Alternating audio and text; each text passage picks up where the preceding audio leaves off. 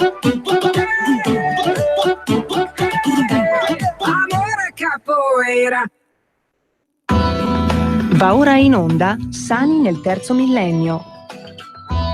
Buongiorno da Renata Galanti e agli ascoltatori di Radio Padania. Sicuramente avrete sentito che ci sono in giro antibiotici pericolosi. Naturalmente non lo dico io, ma lo dice l'Agenzia del Farmaco, che ha ritirato dal commercio i prodotti con molecole nocive e invita i medici a sospenderne i trattamenti. Sembra che provocano danni al sistema muscolo-scheletrico nervoso. C'è un bellissimo articolo, lo cito, di Libero del 16 aprile, che finisce così, che comincia così: finire invalido per una sinusite. Non si tratta purtroppo di una complicazione della patologia diffusa e piuttosto banale, ma di un terribile effetto collaterale della cura. Abbiamo da tempo imparato tutti a nostre spese che leggendo i bugiardini delle medicine riesce difficile ingurgitare anche la più innocua delle compresse. Qualche volta si può trattare di nausea, insonno, nevralgia, ma molti farmaci prevedono fra le conseguenze non previste dall'assunzione disturbi ben più gravi, che in alcuni casi possono anche provocare la morte. Esagerazioni, certo, per precauzioni, per indurre alla cautela, ma insomma è per fare in modo che il farmaco sia sempre preso sotto controllo medico. Ma in alcuni casi non si tratta solo di allarmi giustificati da quote di probabilità infinitesimali e di avvertenze che nella maggior parte dei casi possono essere trascurate. A volte il pericolo è reale. È il caso di una famiglia di antibiotici su cui l'Agenzia del Farmaco, l'AIFA, Agenzia Italiana del Farmaco, ha deciso di puntare i riflettori fino al divieto di commercializzare alcuni prodotti, principi attivi. Allora, io vi chiedo, se avete degli antibiotici in casa, se prendete il bugiardino degli antibiotici che avete a disposizione, abbiate pazienza, io vi leggo quali sono, avvertendovi che ho lasciato in regia questo elenco, quindi se qualcuno di voi vuole, non ha capito bene o vuole intervenire, me lo dica. Allora, cominciamo. Cosa sono i chinoloni, fluorochinoloni, per uso sistemico e inalatorio? I medicinali contenenti cinoxacina, flumechina, acido nalittico, acido pipemidico sono stati ritirati dal commercio. Allora, cominciamo con i farmaci che hanno come principio attivo la cinoxacina. Sono Cinovac, Cinocil, Cinoxen, Nossaci, noxigram, uroc, urocinox, uronorm, uroxacin. Per il principio attivo flumechina. Flumural e basta. Per il principio attivo acido nalidissico, betaxina, naligram, neggram, nalidicin, nalissina, urogram, urolex, uralgin. Come sapete, il principio attivo, lo sottolineo ancora una volta, è indicato nel bugiardino. Il principio attivo acido pimedico, pimedico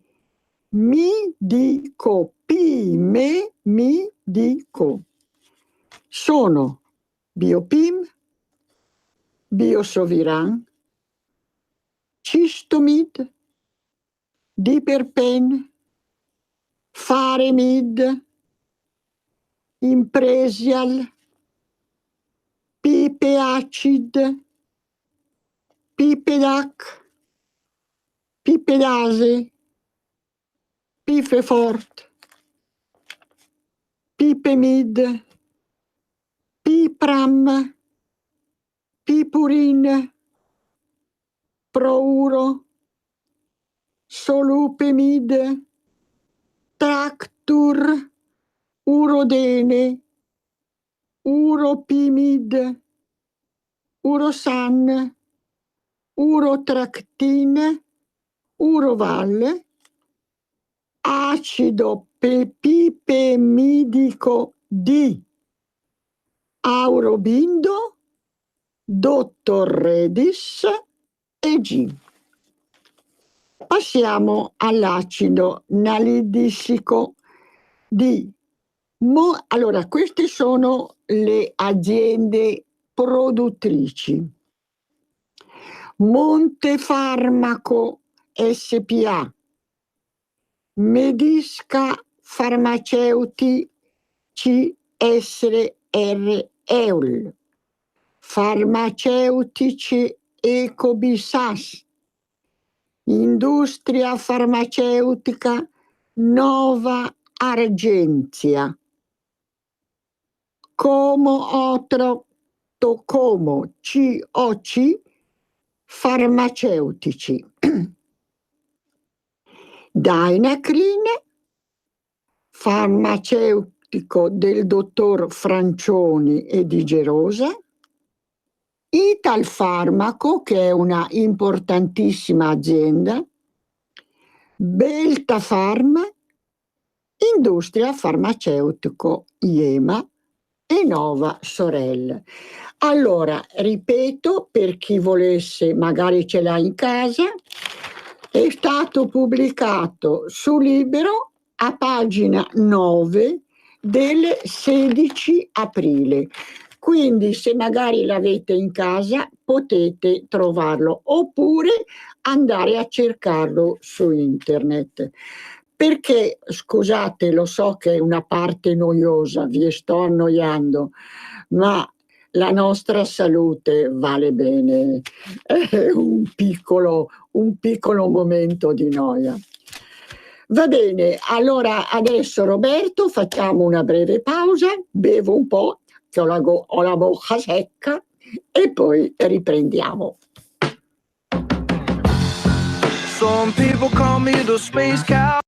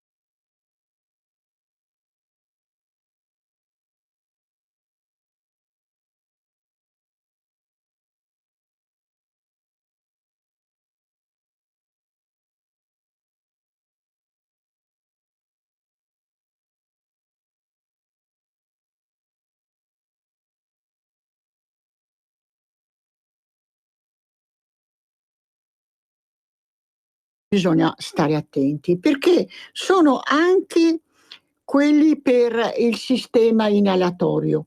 Attenzione, perché magari in casa avete dei farmaci e ve li siete dimenticati, la cui validità è ancora in atto, magari c'è scritto una data futura, quindi voi li mettete via e state tranquilli. Viceversa, possono essere i farmaci che vi ho elencato e che quindi rappresentano un pericolo. Secondo l'OSMED, l'Osservatorio sull'impiego dei medicinali dell'Agenzia Italiana del Farmaco, ecco, quando sentite parlare di AIFA è l'Agenzia Italiana del Farmaco. I fluorochinoloni sono la classe di antibiotici più usata nel nostro paese, dopo quelli a base di penicillina e cefalosporine di terza generazione, e registrano una spesa annua pro capite di 2 euro. Si usano per curare le infezioni dell'apparato respiratorio, ma anche di quello urinario e gastrointestinale. Nel 2017, anno dell'ultimo rapporto AIFA, la spesa farmaceutica totale degli italiani è aumentata dall'1,2% rispetto all'anno precedente e abbiamo raggiunto i 29,8 miliardi di euro. Sono cifre veramente rilevanti. Ecco, però la settimana scorsa vi ho parlato di questa iniziativa. Maggio, mese delle gambe. Ama le tue gambe è lo slogan con cui si è presentato, e ricordo il numero da chiamare, perché con questo numero verde si può prenotare la visita gratuita per un esame delle gambe. Il numero è 8 0 0 0 4 2 6 5 0. Lo ripeto lentamente: 8 0 0 0 4 2 6 5 0.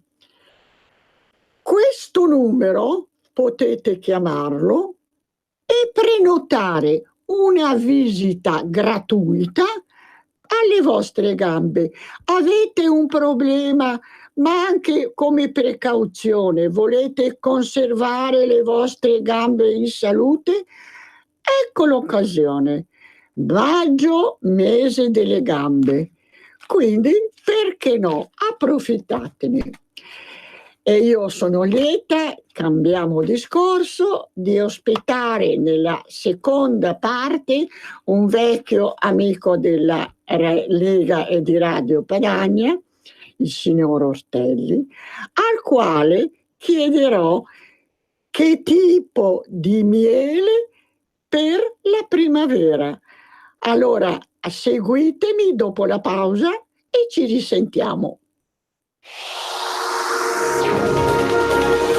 Exclusive Dance Chart. Exclusive Dance Chart.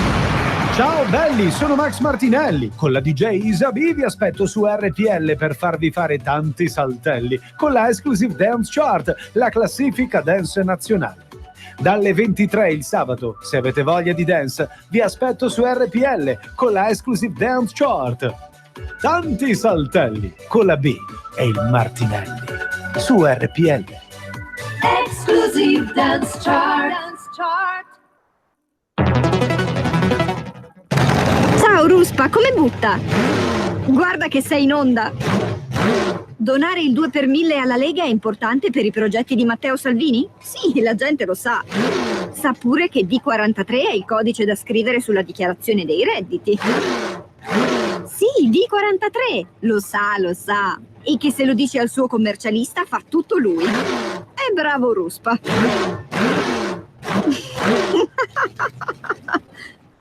D43 è una sigla importante. Serve a dare più forza ai progetti che Matteo Salvini vuole realizzare. Quest'anno il 2 per 1000 donalo alla Lega di Matteo Salvini. Dillo al tuo commercialista. Donare il 2 per 1000 alla Lega è un'ottima azione. www.2per1000lega.it. Messaggio per tutti gli imprenditori, gli artigiani, i commercianti, i liberi professionisti. Hai un'attività? Dei prodotti da promuovere? Prova la pubblicità sulla nostra radio. Radio Padania ha preparato per te una grande promozione per aiutarti a sostenere la tua attività a tariffe davvero straordinarie. Informati, vedrai che si può fare. Mandaci una mail all'indirizzo spot@radiopadania.net. Con Radio Padania si può fare. Sono Giovanna della Mondoflex. Mondoflex. Stiamo presentando una nuova collezione di materassi. Venite a provarli, vi aspettiamo con pagamenti rateali, senza interessi, con trasporto, montaggio e smaltimento dell'usato gratuito, con detrazioni fiscali e con il bonus mobili, con il recupero del 50% della spesa. Mondoflex conviene sempre. A Treviolo e a Melzo, il sabato orario continuato. Mondoflex reti e materassi. A Treviolo, Melzo, Monza, Erba, Crema, Castelmella Briscia e Desenzano del Garda. Per la tua pubblicità su Radio Padania Libera, scrivi a spot@radiopadania.net. Un mondo oltre l'immaginazione. Un viaggio oltre ogni confine. Comincia l'avventura. Ma è solo un'ora con Vincent. Movie Time. Ogni sabato dalle ore 16. La prossima volta che vai in vacanza, sia così gentile da farci sapere dove va. Se ti dicessi dove vado, non sarebbe una vacanza. Eccoci di ritorno, cari amici, per chi si fosse messo l'ascolto in questo momento. Abbiamo parlato nella prima parte della nostra trasmissione di antibiotici pericolosi. Ricordate di valutare bene se avete, perché l'Agenzia del Farmaco ha ritirato e ritira dal commercio i prodotti con molecole nocive. Ve li ho elencati, sono molti. Se ne avete in casa, guardate il bugiardino e leggete se avete il principio attivo di cui vi parlavo. Però vi ho anche detto che abbiamo il piacere di avere con noi il signor Ortelli. Buongiorno a tutti. Il re del miele, il re del miele, che ci fa la cortesia circa 2 o 3 volte all'anno di essere nostro ospite, a cui do volentieri il benvenuto. Allora, caro Ortelli, cominciamo. Come va il miele italiano? Il miele italiano, la produzione era abbastanza decente, mentre quest'anno siamo partiti molto male. Con queste temperature abbiamo dei problemi grossi a fare produzione. In tutta Italia c'è delle temperature che non consentono all'ape di riuscire a raccogliere il nettare. E allora che cosa succederà? Che troveremo il miele più costoso? Dobbiamo prepararci? E un po' dobbiamo prepararci anche a questa idea. Se le temperature, soprattutto di notte, non salgono sopra i 10 gradi, la produzione, soprattutto della robinia, della cacia, sarà molto scarsa. Ma per esempio, questi mieli che tu hai elencato, qual è quello che corre più rischi? Per ora abbiamo rischi sulla robinia, sulla cacia, e il tarassaco, che era il fiore prima di questo che ha preso un po' di freddo anche lui. La caccia? La caccia, che è quello più mangiato in linea di massima, siamo a rischio. Quindi diciamo, rischiamo di avere un aumento al consumatore di quanto? 10% in più? non riusciamo a valutare adesso, perché per ora non siamo a zero come produzione, quindi c'è anche il rischio che non lo si trovi, produzione di quest'anno non la si trovi sulle bancarelle, nei negozi. Guardate sempre la provenienza, quest'anno più del solito. Ecco, allora abbiamo già parlato del fatto che si trovano dei mieli con scritto mieli provenienti dall'Unione Europea. Che carini! È molto allargata come dicitura. Miele comunitario. No, scusa, se poi io ho affrontato con l'esperto dell'olio. Non parliamo di olio poi, olio, miele, tutti quei prodotti. Sono delle piccole diciture per poi darci una grossa fregatura. Gli ascoltatori mi conoscono, io sono una rompi, perché dico sempre attenzione all'etichetta, impariamo a leggerla bene, se no ci fregano. Sì.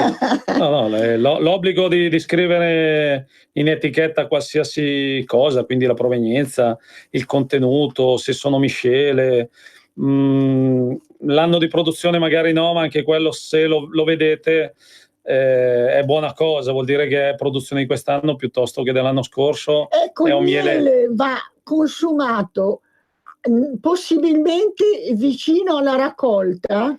Cioè il miele del nuovo raccolto, oppure, allora diciamo la verità, quanto dura il miele per essere, diciamo, consumato con tutti i principi attivi?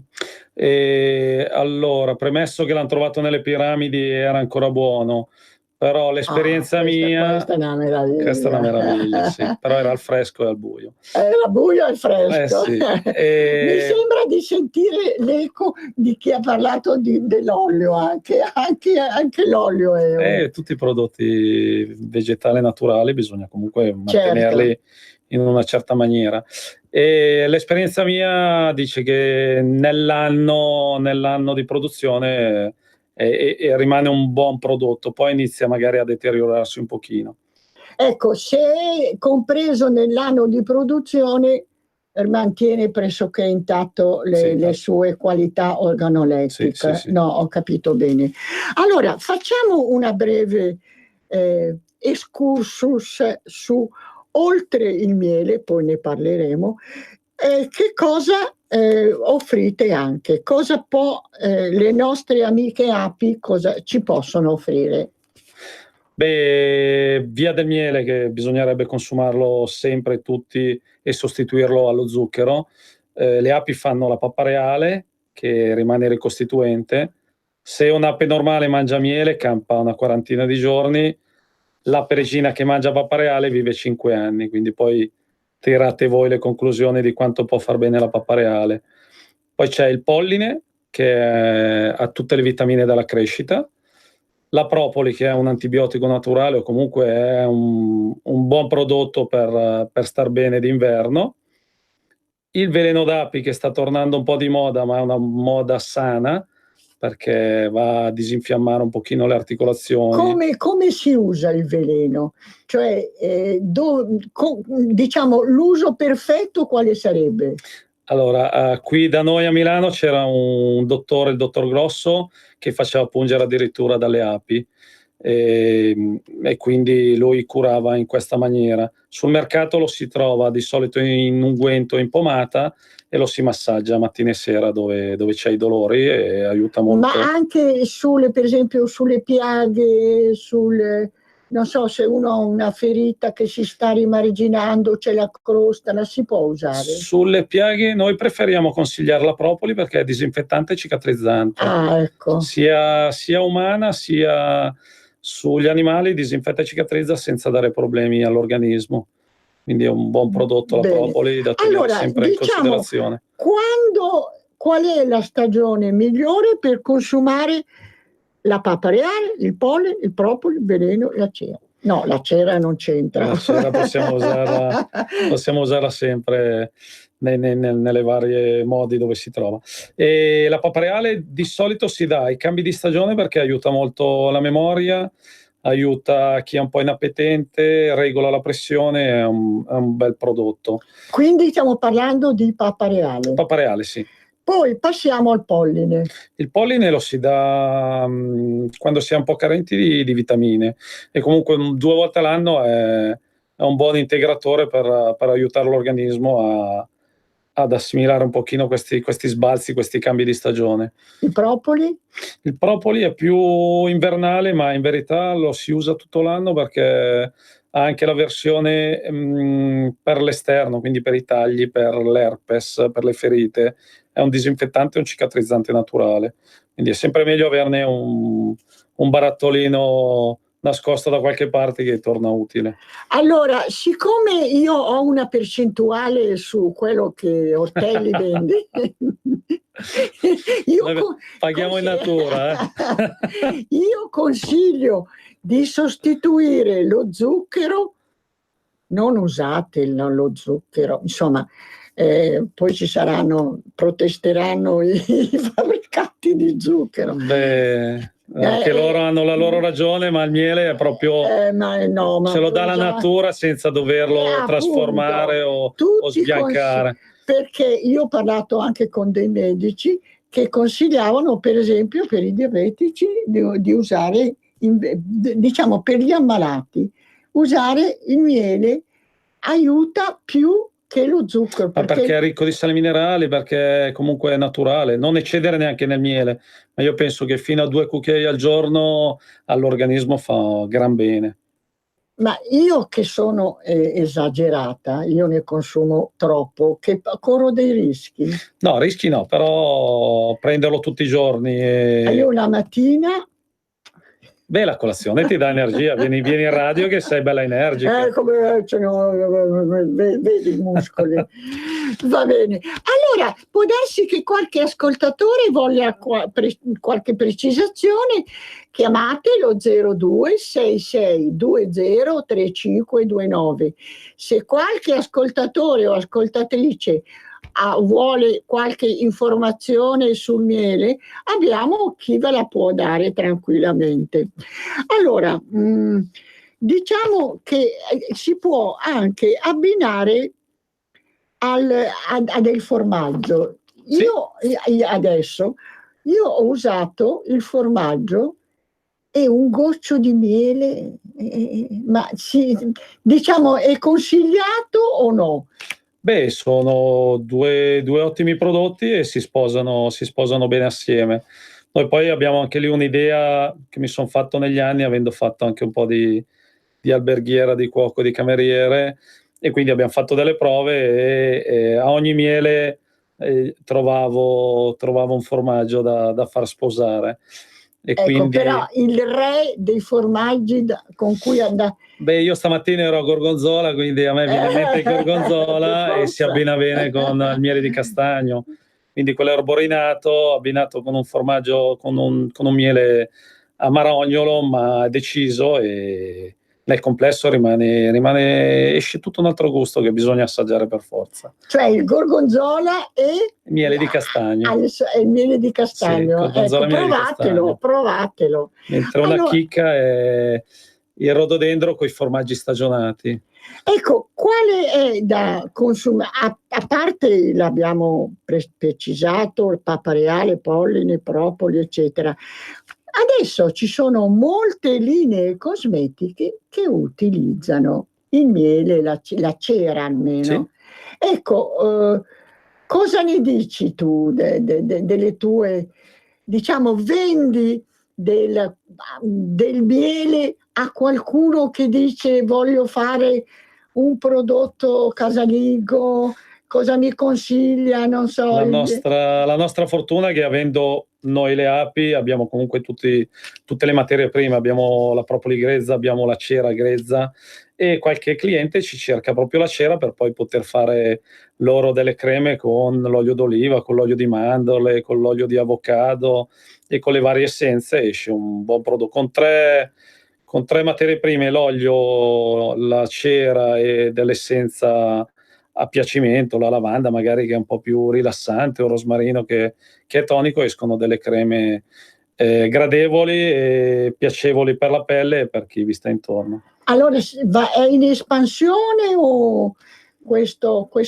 diciamo utilizzo in cosmesi è in espansione o forse è stabile? Ci sono le grandi ditte che si sono affacciate sul mercato e mantengono la loro quota di vendita. Loro cavalcano un attimino adesso questi prodotti naturali come il veleno d'api, come la bava di lumaca. Però la nostra clientela alla ricerca proprio di prodotti magari grezzi ma naturali, e se possono li fanno loro.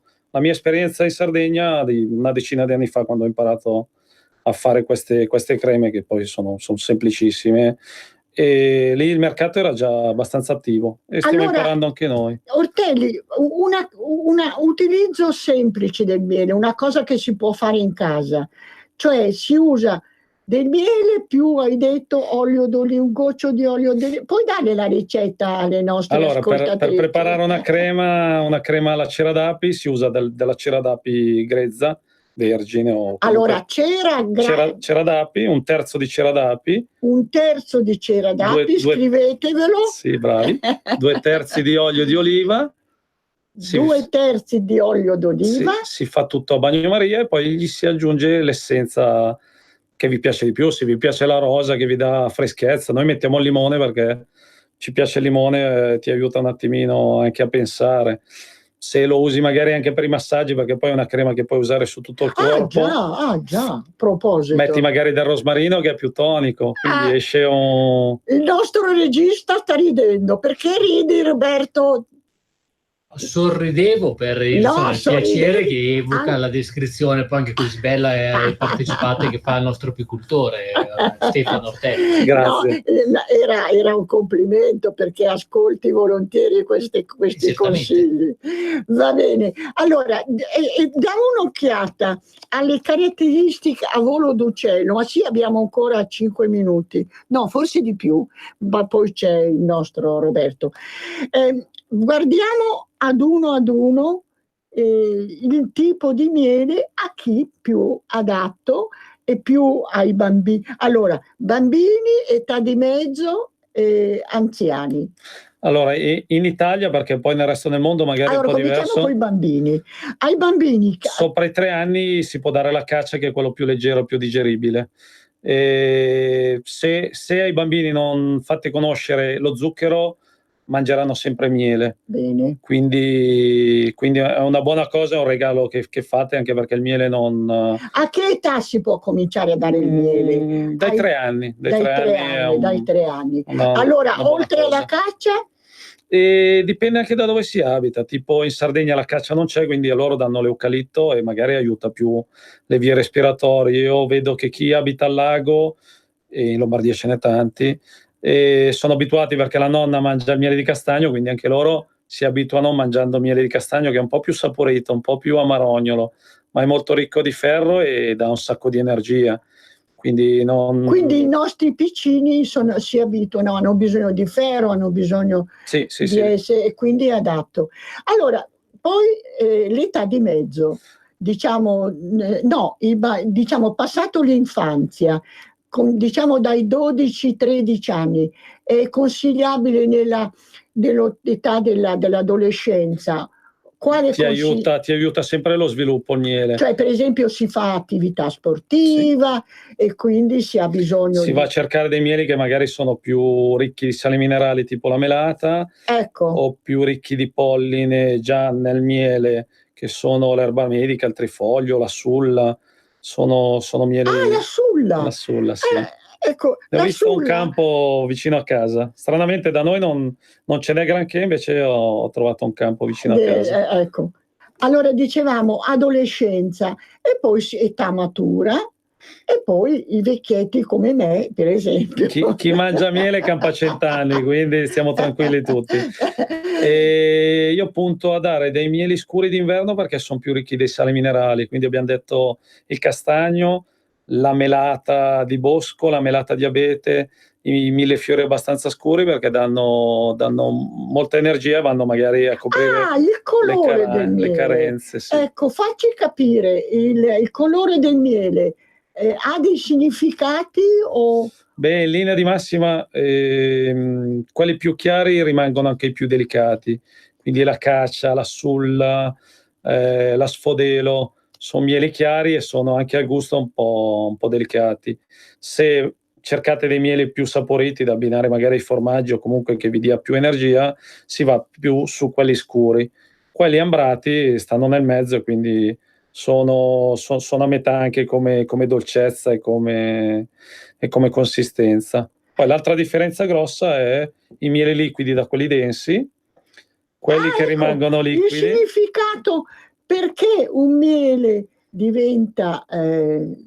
Me lo chiedono in molti perché pensano che aggiungiamo degli zuccheri, ma non è così. I mieli che rimangono liquidi di base sono con più fruttosio e sono in linea di massima 3.